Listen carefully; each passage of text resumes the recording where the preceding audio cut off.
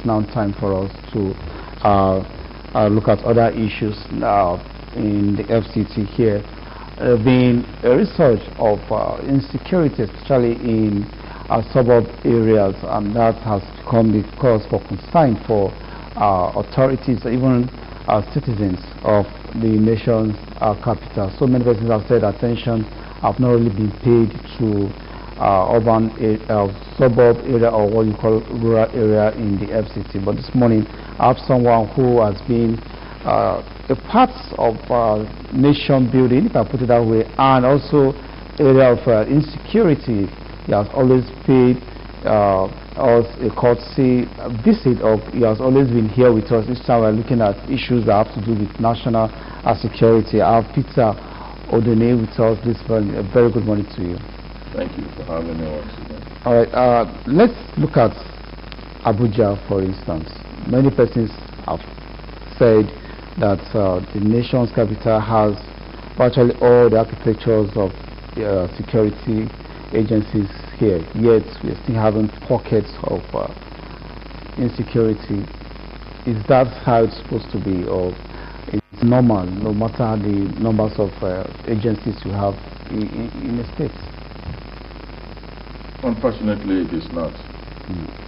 Because the agencies we are having, one, they are overwhelmed. Two, there's no coordination. And the third one, above all, is the lack of attention to apparent population growth in these areas. I've always said it, one of the future challenges Abuja is going to have is this uncontrolled, undocumented influx of people into the city. Go to several parts of this city now. I use the word undocumented because there are lots of people that you can't identify. They don't have an identity. They don't have a reference. You don't even know who they are. You don't know where they are coming from. You don't know how they got here. If you do a simple survey, just stand near the road and around those entry points into the city. For instance, the road from Nasarawa State, or the road from Kogi, or the one from Kaduna, you see lorries bringing in people. Even when you see a lorry carrying cow, on top of it, the number of human beings are more than the cows that are inside. These people come into the city from all corners. Nobody asks questions. Nobody finds out who they are. And nobody is documenting them. Yours sincerely, that is a ticking time bomb. It only happens in Nigeria. It only happens in a place like Abuja, where people just come in, they keep coming, and they just fizzle into corners. They see an uncompleted building, they just go into it and they put anything to lay their head, they stay there. Nobody goes there to say, who are you? Where are you coming from? That is the danger we are facing. Now the economy went boom, and then these individuals suddenly discover that they also need to survive here. So they take the crime. So whose responsibility it is to checkmate this entry of persons who probably do not have a business being in the FCT, or migrants, if you have to call them that way? How come we just allow our people to move in without essay? I know that there's freedom of movement, our constitution allows that, but when you have people going to a community where you don't have any means of identification, you don't have where to stay, and you're coming in, nobody is profiling you, whose responsibility is it to check these persons who come into communities like this? All of us. Well, I use the word all of us, responsibly. If I live in a community and I see strange faces, yes, there is freedom of movement, but I owe myself that responsibility to know who they are. Who are my neighbors? How many of us know our neighbors? One, we are afraid of certain things that we cannot be saying in the public. I don't want them to say I am this. I don't want them to say I am that. For that reason, you see people just moving into your neighborhood, and nobody will say. For instance, there's an uncompleted building next to you, and all of a sudden you discover that 30 people are living in that uncompleted building. They are there in the morning smoking cigarettes. I don't want to use the other word. And you see them, but you felt it is none of your business. After all, everybody has freedom of movement. Is that freedom of movement? You are simply being careless about your safety. And you don't go to the police to say, I see people around my neighborhood, I don't know who they are. And the police can now come, ask them some questions. Indeed, in time past, we do that all across the country. People don't just sit down and allow their neighborhood to be taken over by people they don't know. But that's what we are doing now, especially in the FCT. Those satellite towns are filled with people that we don't know what they do for a living. Another thing that is growing in the city that we are not checking is the nightlife. The nightlife in those suburbs, in those satellite towns, government needs to do something about it. The security agencies need to do something about it. Who are the clientele of these, enjoyment houses, if I put it that way? Who are their customers? Where do they come from? Where do they live? These are some of the things that we are not looking at. That's why I say all of us. I owe the security agencies the responsibility to report to them when I see something wrong. If I don't do it, that is first layer failure. And if I report to them and the security agencies did not do anything about it, that is second level failure. Then is now every man to himself. But the issue of community policy seems is not an issue in the FCT like what we're seeing in other states where you have a joint civilian task force working alongside with police and other security agencies. In the FCT, for instance, it's not pronounced where you have vigilantes working alongside with security agencies in terms of providing information. The status of the state, FCT and the normal state, is it that we operate differently, that we don't have such kind of intelligence gathering that you see in states where vigilantes are assisting the community in providing security and as well providing information to the conventional security agencies that we have? Well, in the states, we have what we call communal life. Communities know themselves. The predominant population in those places are people who know themselves. Indigenous of those places who have lived there long enough to know who they are. They have an identity. So it is easier for the community to put vigilante in place, put arrangement in place. But in the FCT, it's an all-commerce affair. Anybody can just leave his village, jump into a moving vehicle and land here. Nobody has the right to say, don't go there. And when we all meet here, I use the analogy of scavengers who meet at the dump, refuse dump. You see the way they operate. Everybody is scattering the refuse to see what he can pick. So nobody is responsible for what the other person is doing. That's the scenario we find here. And unfortunately, FCT we are made to understand that it's a home for all Nigerians. But my fear is, are we all Nigerians? Those of us who are here now, are we all Nigerians? If we can establish that, then we can move somewhere.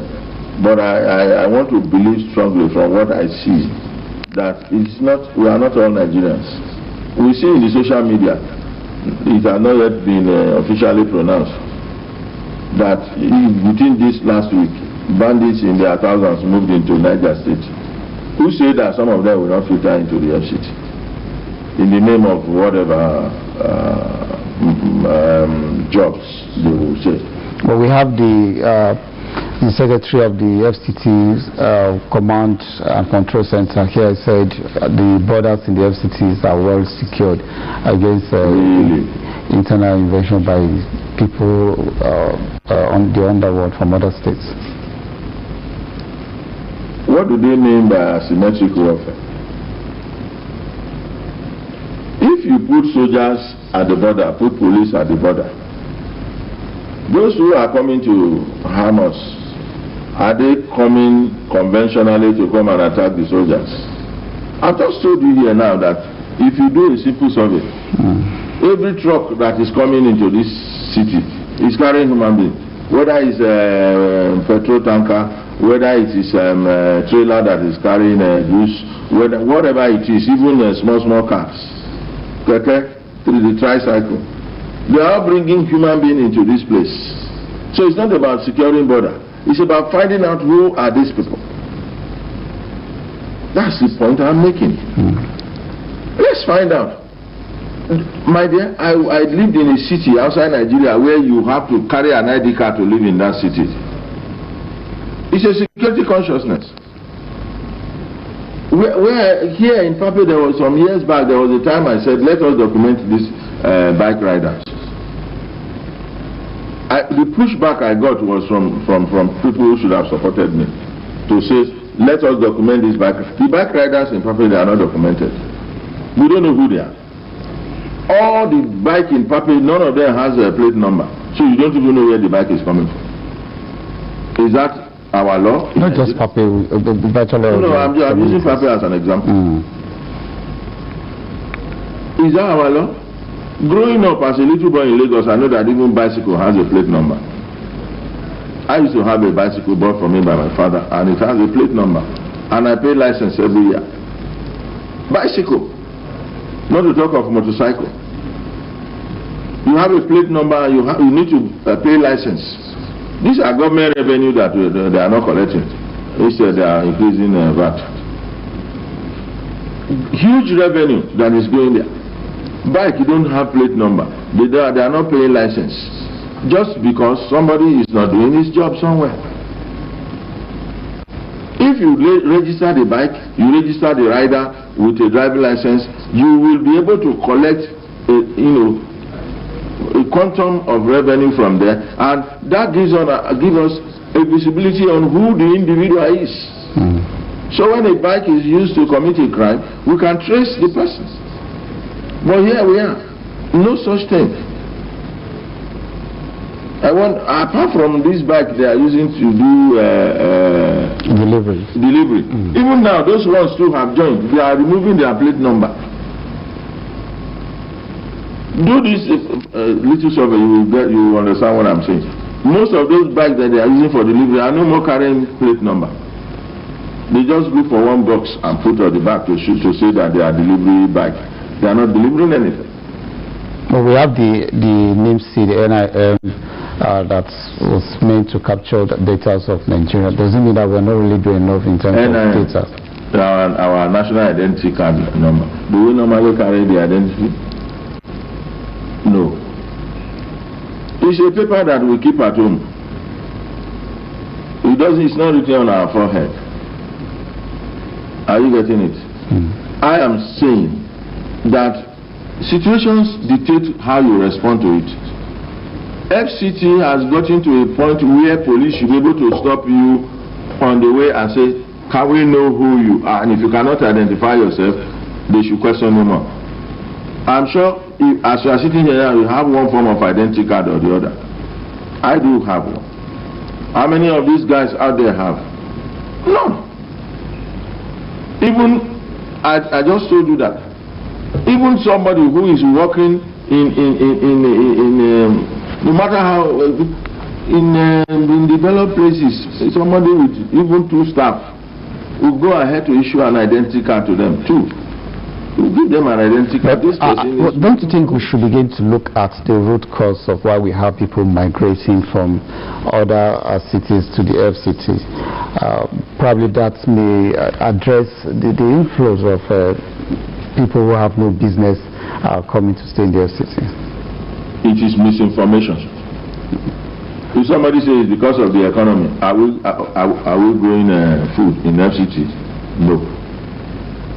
What is it in FCT that is attracting people to FCT? Misinformation.